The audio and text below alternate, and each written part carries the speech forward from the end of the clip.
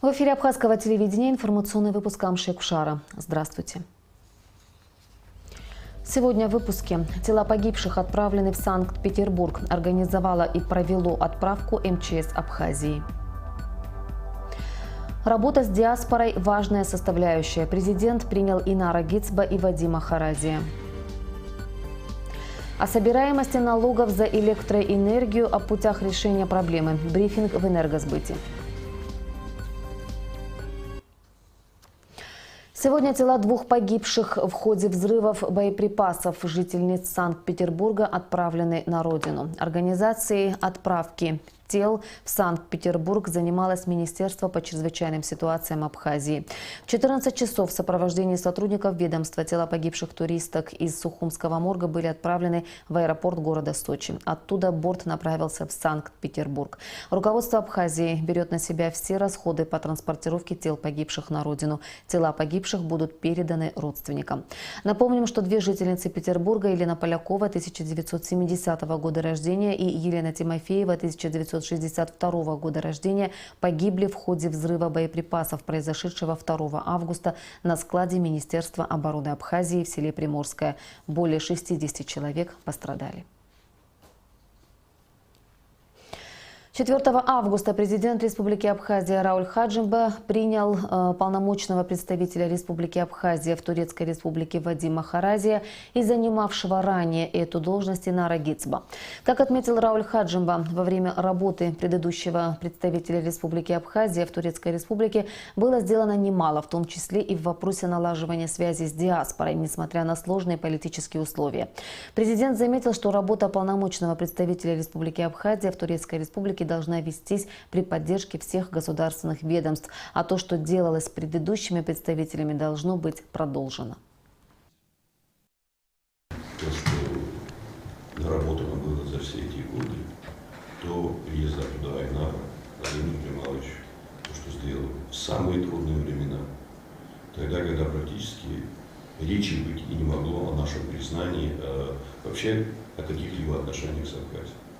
И эта работа, которая тогда велась, вопреки многим, как говорится, процессам, она дала тот результат, который позволил и дальше потом продолжить те важные наши работы по укреплению связи с нашей диаспорой, созданию условий понимания тех процессов, которые происходят в Абхазии. Процесс признания – это непростая работа. И мы не ожидаем сиюминутных шагов со стороны тех или иных государств, в том числе и Турции. Для нас важная составляющая – это работа с диаспорой. Чтобы было понимание того, что мы здесь делаем. Было бы понимание того, что мы хотим на будущее. И было бы понимание того, что они имеют такие же права жить, развиваться здесь, в Абхазии. Возвращаться на свою историческую родину, принимать активнейшее участие во всех наших политических процессах, быть важной составляющей этого государства, не просто как люди вернувшиеся, а как граждане этой страны. По окончании встречи Рауль Хаджимба вручил Инару Гицба наручные часы президента Республики Абхазия, которыми он награжден за вклад в развитие и укрепление отношений с абхазской диаспорой в Турецкой Республике. О состоянии законности и правопорядка за первое полугодие 2017 года шла речь на заседании коллегии Генеральной прокуратуры Республики, которое прошло сегодня в Сухуме. Согласно официальным данным, в республике зарегистрировано 395 преступлений, из которых 151 раскрыто. Подробности в репортаже Налы Ковы. Показатели результатов работы органов прокуратуры за минувшие полгода озвучил в своем докладе первый заместитель генерального прокурора Георгий Аршба. Он также рассказал о мерах по повышению эффективности прокурорского надзора за исполнением законодательства Абхазии, защите прав и свобод граждан, координации работы всех правоохранительных органов. Нами были приняты необходимые организационные и надзорные меры по обеспечению законности одного из самых важных политических событий истекшего полугодия – это выборы в парламент Республики Абхазия. Основываясь на материалах надзорной и результатах правоприменительной практики органов государственной власти, проведена значительная работа по линии надзора за исполнением законодательства Республики Абхазия. В центре внимания прокуроров находились вопросы исполнения земельного, бюджетного, административного законодательства. По словам Аршба, в отчетном периоде было выявлено более 100 нарушений законодательства. Для их устранения было внесено 34 представления, после рассмотрения которых 14 человек привлечены к дисциплинарной ответственности, 52 человека к административной ответственности. В суды направлены 13 исковых заявлений. По 4 материалам прокурорских проверок возбуждены уголовные дела. Мерами прокурорского реагирования организациями и предприятиям возмещено более 11 миллионов рублей. Были также подведены итоги работы судебного управления. Было рассмотрено 210 уголовных дел, по которым были вынесены 193 обвинительных приговора. Общее количество осужденных 236 человек, из которых были приговорены к лишению свободы 109 лиц. 127 лиц были осуждены к наказаниям, не связанным с лишением свободы. 58 лиц к штрафу, к условной мере наказания 65 лиц. За примирением сторон, это по части 1 ДТП, были прекращены уголовные преследования в отношении 7 лиц. 10 человек были признаны психически больными, и в отношении них были направлены принудительные меры медицинского характера. По-прежнему требует постоянного надзора сфера земельных правоотношений. Учитывая выявленные грубейшие нарушения земельного законодательства в городе Пицунда, органы прокуратуры после проведенной проверки привлекли виновных к уголовной ответственности. На Алакове. Алексей Гухава, Абхазское телевидение.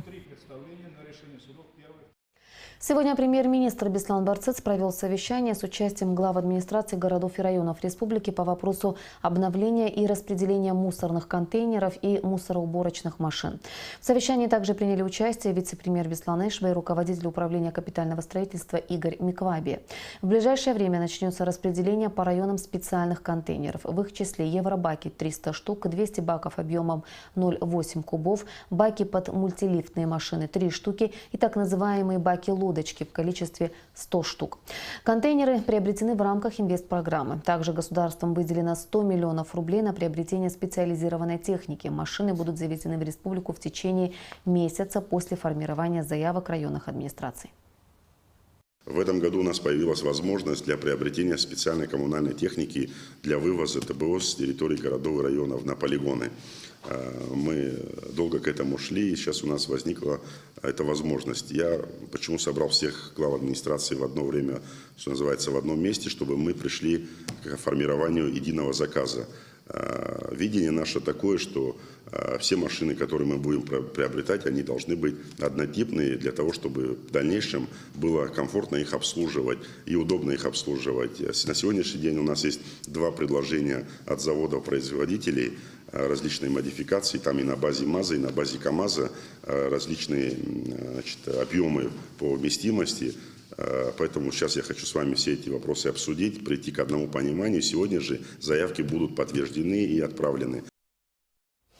В Черноморэнерго прошел брифинг директора энергосбыта Инала Лазба. Речь шла в частности о собираемости налогов за электроэнергию за первый квартал текущего года, которая составила 40%. Новый руководитель предприятия рассказал о своем видении решения проблемы. Репортаж Ренаты Шакая.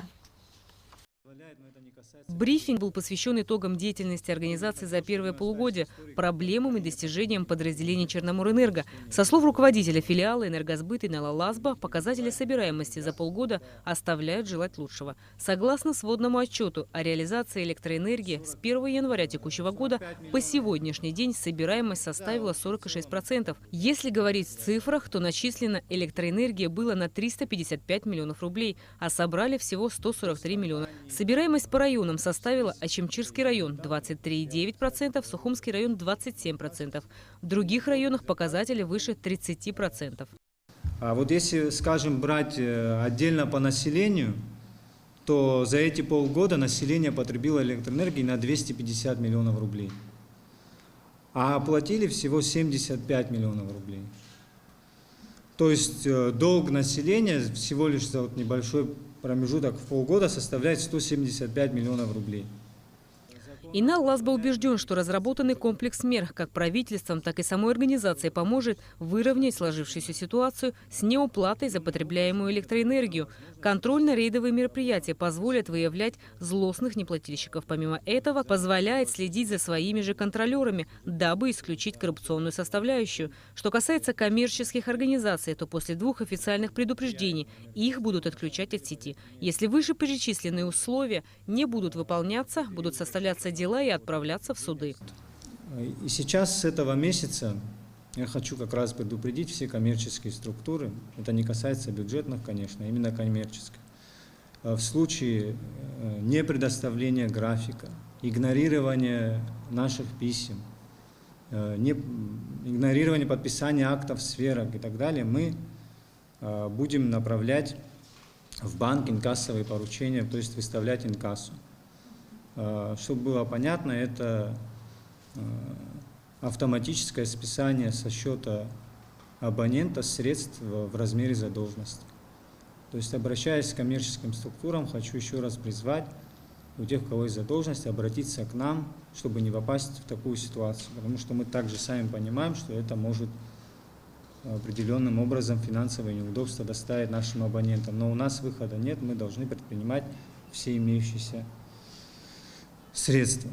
После того, как вступит в силу новое постановление Кабинета министров о мерах развития энергетической отрасли и улучшения показателей собираемости, будут созданы энергетические комиссии по районам. Анализируя в целом списки должников и так далее, вот я как человек новый, в этой сфере, пришел к выводу, что достаточно часто встречаются в списках должников люди с высоким достатком, бизнесмены, состоятельные бизнесмены, политики, общественные деятели состоятельные. На самом деле меня, как нового человека, может, я не знаком был с этой сферой, эта ситуация меня как бы с одной стороны шокировала. Потому что я вижу, как,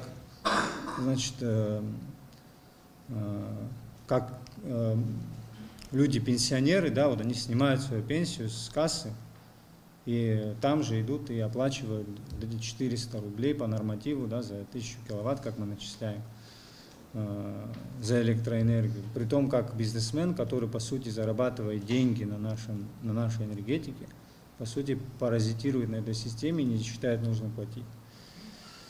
Такие случаи тоже имеют место, и мы проводили совещание, мы всерьез задумываемся о том, что мы будем озвучивать имена неплательщиков в прессе. Конечно, если такое решение будет, при этом уведомив их заранее о том, что эта мера может их постигнуть. Руководство энергосистемы рассчитывает на то, что после завершения курортного сезона многие смогут погасить свои долги и, естественно, показатели собираемости значительно повысятся. Рената Шакай, Тимур Гугохи, Абхазское телевидение. Ежегодно в первое воскресенье августа в ряде стран бывшего Советского Союза отмечается День железнодорожника. И наша страна не исключение. Сегодня вице-премьер Беслан Эшба поздравил работников железнодорожного транспорта Абхазии с их профессиональным праздником. День железнодорожника. Этот профессиональный праздник работников данной отрасли был учрежден в России еще в 1896 году и был приурочен ко дню рождения императора Николая I, начавшего строительство железных дорог. Железнодорожный транспорт Абхазии переживает не лучшие времена. Когда-то эта дорога была крупной магистралью для перевозок людей и грузов к портам и курортам Черноморского побережья и Закавказья. Сейчас же железная дорога на территории Абхазии наполовину разрушена войной и фактически является тупиковой дорогой. Руководство страны хорошо знает проблемы, с которыми сталкиваются сегодня работники АЖД, и высоко ценит труд железнодорожников, отметил вице-премьер Беслан Эшба, поздравляя работников железной дороги. Железная дорога, мы все с вами прекрасно понимаем, это одна из главных артерий Республики Абхазия, которая помогает социально-экономическому развитию страны. Пока действительно все прекрасно знаем, что у нас железная дорога, она тупиковая в одну сторону, но обеспечивает Республику Абхазия всем необходимым. У нас есть мысли по развитию портового хозяйства, транспортных и перевозок именно транзитного характера. Вот. Мы работаем над этим, и чем больше будет перевозок, я думаю, что и специалистов больше будет востребовано, и, разумеется, отразится и на заработных платах, и на содержании самой дороги. Генеральный директор Республиканского унитарного предприятия поздравил коллектив Абхазской железной дороги с профессиональным праздником. Спасибо вам за преданность выбранному делу, которое требует большой ответственности, дисциплины и самоотдачи, за вашу самоотверженность и мастерство, которые позволяют вам решать стоящие перед вами задачи, обеспечивать стабильную работу железнодорожного транспорта, трудиться на благо нашей страны. На праздничное собрание были приглашены и старейшие работники АЖД. Мертик Барцис проработал на абхазских железных дорогах более 50 лет. Ветеран поблагодарил руководство за внимание и пожелал своим коллегам успехов в их нелегком труде. Без аварийной работы желаю вам. Прекрасной вам погоды, безветренной, без взрывов, без поломок, без всяких лишних шумов. Удачи вам во всем. В честь Дня железнодорожника 25 работников АЖД были награждены почетными грамотами и денежной премией. Абхазские спасатели продолжают поиски без вести пропавшего в горах российского туриста Андрея Лихачева. Очередная экспедиция сотрудников МЧС проходила в районе горы Чха. В течение 2 дней поисковый отряд осмотрел опасные участки горного маршрута, но усилия спасателей результатов не принесли. Подробности прошедшей поисковой экспедиции смотрите в материале пресс-службы МЧС Республики. Очередная группа поисково-спасательного отряда Министерства по чрезвычайным ситуациям Абхазии готовится к перелету в горы. Загрузив вертолет провизией и снаряжением, спасатели вылетели в очередной пункт назначения – гора Чха, где продолжат поиски без вести пропавшего российского туриста Андрея Лихачева. Сообщение о пропавшем российском туристе МЧС получила 25 июля. Абхазские спасатели незамедлительно приступили к поискам Лихачева и за прошедшие 10 дней провели как наземные поиски, так и поиски с воздуха. Туриста искали на перевале Аданга и на Марухском перевале, в районе источника Черная вода и горы Ацгара. Прибыв на место, поисковый отряд расположился в охотничьем домике, где ими были обнаружены следы недавнего пребывания человека, стакан из-под кофе и след от обуви. Вот это свежий след. Человек здесь был, в ботинках был. Именно что ботинки армейские. Вот еще, вон он, вон ботинка след. Смотри, какой четкий. Это явно свежий след, вот он. Спасатели предположили, что следам не более 2 недель и не исключают, что здесь ночевал пропавший Лихачев. Известно, что житель Московской области планировал совершить горный поход через Псху, Черную воду, перевал Кулямба и далее в село Цабал. Предполагаемый маршрут проходит именно через Чедымский хребет. По видеокадрам можно понять не только всю красоту абхазских гор, но и представить сложность маршрута. Крутые скалы, ледники, высота более 2500 метров над уровнем моря. Отрабатывая маршрут туриста из России, спасатели осмотрели территорию горы Чха и Чедымского хребта, проверили все опасные участки. Отдельно был обследован один из опаснейших участков предполагаемого маршрута Лихачева – ледник, расположенный возле горы Чха. В этом же районе спасателям удалось определить приблизительную точку, откуда был совершен последний звонок пропавшего туриста, совершенного им 12 июля. В службе безопасности сотового оператора подтвердили, что звонок был осуществлен в этом районе. На 2-й день поисковых работ во время спуска по Чедымскому хребту проводником, сопровождавшим сотрудников МЧС, были обнаружены относительно свежие следы человека. Уверенности в том, что это следы Лихачева, нет. Вот, смотри. Во. Вот пятка, носок. Четко, да, видно?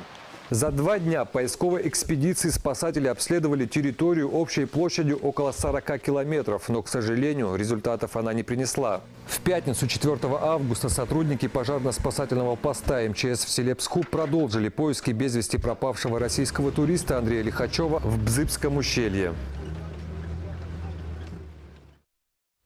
Внимание, поиск. Разыскивается Ломия Дмитрий Родионович, 1983 года рождения, который вечером 2 августа вышел из дома в селе Ктола Чемчирского района и по сей день не вернулся. Дмитрий Ломия, инвалид 1-й группы. Просьба ко всем, кто видел этого человека, сообщить по телефонам дежурной части ОВД Чемчирского района 251 00 21, 251 00 17, 925 85 89 и 998 48 04. Открылась школа информационных технологий на базе Национальной библиотеки Абхазии имени Ивана Папаскир. В связи с этим состоялся круглый стол с участием работников районных библиотек страны и представителей ведущих российских библиотек. В ходе встречи обсудили текущие проблемы библиотек Абхазии и пути их совершенствования. Репортаж Али Китрапш. Современные мировые библиотеки предлагают своим читателям целый спектр новых информационно-сервисных услуг в системе онлайн. Наши же библиотеки во многом уступают ведущим зарубежным. У нас нет автоматизированной службы бронирования документов, единой службы их электронной доставки, национальной службы виртуальной справки, единой диспетчерской и экспедиторской службы централизованного межбиблиотечного абонемента. Для решения всех этих и других вопросов необходимо создать единую национальную автоматизированную систему библиотечного обслуживания населения Абхазии. Необходимо объединить все усилия и с научными вузовскими библиотеками Абхазии, с издательствами и средствами массовой информации, архивами и музеями. Не только в плане проведения совместных мероприятий, а в создании совместных электронных ресурсов. В ходе встречи работники Национальной библиотеки подробно описали состояние электронного каталога главной библиотеки нашей страны, рассказали о характеристике локальной сети, серверного оборудования, интернет-соединения, проблем наладки и эксплуатации. Теперь российские специалисты будут обучать абхазских коллег использованию современной техники, необходимой в библиотечной работе. Я вижу, что, конечно, многим сотрудникам не хватает серьезного образования именно в сфере информационных технологий. То есть люди хорошо очень понимают традиционную библиотечную технологию, они годами с ней работали, она бумажная технология. Сейчас, конечно, это уже во втором десятилетии 21 века. В Петербурге создан единый каталог документов поисковый для читателей, к которому подключены различные сервисы для них же. Вот, собственно, этот опыт, который несколько лет вырабатывался, создавался, мы и привезли в Абхазию. Семинары для работников библиотек в школе информационных технологий будут проходить до 16 августа. Али Китрапш, Михаил Братухин, Абхазское телевидение. Акция «Подключайся со смыслом» стартовала сегодня во всех офисах сотового оператора Амобайл. Все вырученные средства будут переданы на лечение Аслана Джинджулия. Подробности в репортаже Аманды Пония. Впереди у маленькой 7-летней девочки, чья история взбудоражила все население Абхазии. Сложнейшая операция. Компания Амобайл, которая в течение 5 лет наблюдает за состоянием здоровья Асланы, проводит множество акций в поддержку маленькой хрустальной девочки. Акция «Подключайся со смыслом» – одна из них. Проходит она в течение 1 дня и действует в каждом городе Абхазии. Желающих купить сим-карту и помочь Аслане Джинджулия в борьбе с болезнью очень много. Мы верим в то, что у нас неравнодушное общество. Мы верим в то, что все, кто знает Аслану, а ее знает практически вся республика, они, конечно, ей помогут. Аслана – это один из первых детей, с которыми мы стали работать, сотрудничая с фондом Ашан. Она для нас особенный ребенок. Мы искренне желаем ей выздороветь. Очень хотим, чтобы Асланочка смогла ходить. И мы верим в то, что эта операция ей обязательно поможет. Благодаря всеобщей помощи Аслана прошла уже 16 курсов лечения. Когда девочке было всего 1,5 года, она уже тогда отличалась от своих сверстниц. Она росла очень активным ребенком, но боль не оставляла ее. Сегодня самая большая мечта Асланы – научиться танцевать. Для этого делается все возможное. Впереди у хрупкой девочки с редким диагнозом решающая операция. Аслана – это вообще удивительный человек, у которой практически не было шансов для того, чтобы начать ходить. Были очень плохие прогнозы, но благодаря всем тем людям, которые на протяжении этого времени помогали ей, мы смогли организовать ей самое лучшее лечение, которое можно было организовать.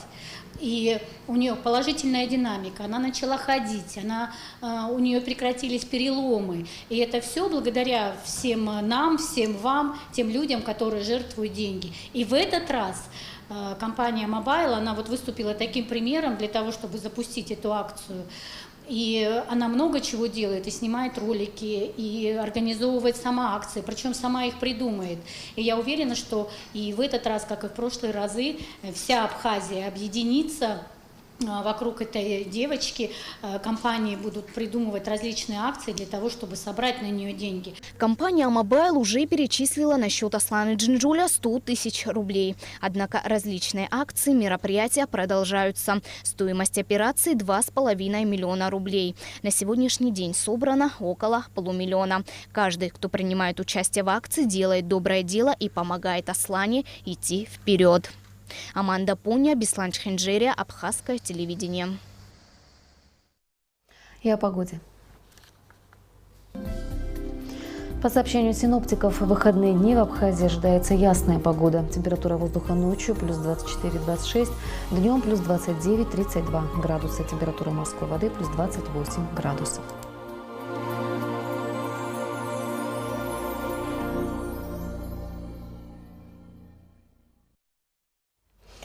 Информационный выпуск завершен. Я прощаюсь с вами. До встречи в эфире.